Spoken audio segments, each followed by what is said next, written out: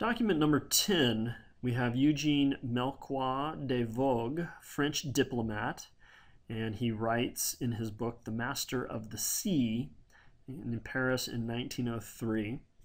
And what he has to say is diplomacy used to be concerned with the Mediterranean Bosphorus. Now it has to do with China, the Niger, and the Congo.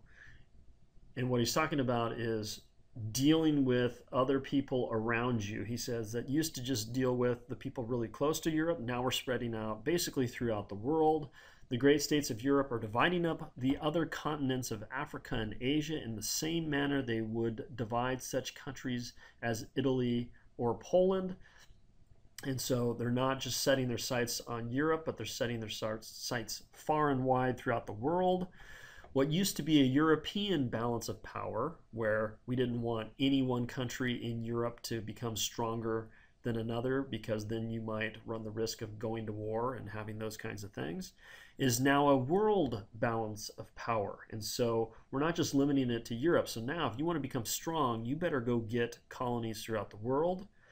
But it is subject to the same laws, basically saying, look, the way we used to divide things up in Europe, we're now dividing the entire world that way. And you better become strong by doing that. And any country that does not wish to become less important must obtain as much new territory relatively as our rivals are doing. And he's basically saying, look, we've got to go out and colonize just as much as everybody else.